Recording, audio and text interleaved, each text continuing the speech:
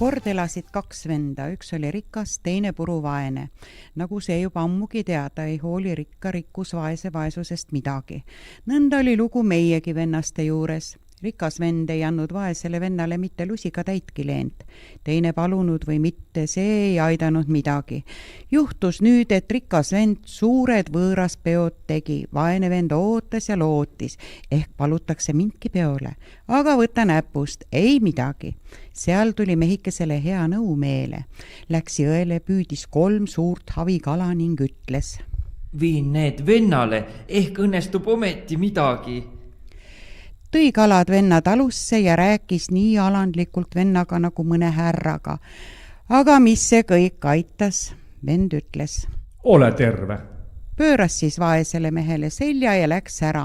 Mis teisel muud teha, kui pane hõlmad vöö vahele ja mine tagasi. Läkski. Teel mehe meel pool pahane ja nutt kippus õige peale. Vend sul ikka nimepidi on, aga ta on veel pahem kui veri võõras. Korraga näeb vaene vend, vanamees istub tee kõrval. Tõuseb ruttu üles ja tuleb teekäijale vastu ning küsib: miks sa, sõber, nii noorus oled? Miks ma olen või ei ole? Viisin rikkale vennale 3 ilusat kala, ei saanud suudeid kaljagi tänuks. No, midagi sa ikka said. Üteldi, ole terve, see on su midagi.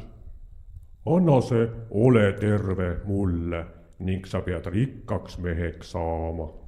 Võta peale. Mine koju ja võta vaesus ahju alt välja ning viska ta jõkke.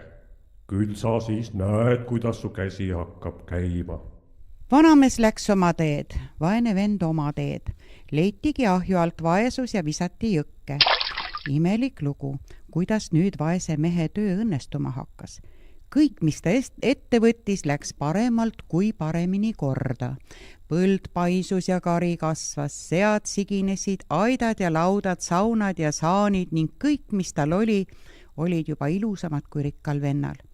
Kui rikas vend seda kõike nägi, läks ta vaesele vennale kadedaks ning hakkas pärima ja küsima: kust sa selle kõik said? Kust sa aga said? Kust ma sain? Püüdsin vaesuse ahju alt kinni ja viskasin jõkke. Vaat, sest ma kõik nüüd sain. Või sealt sa said?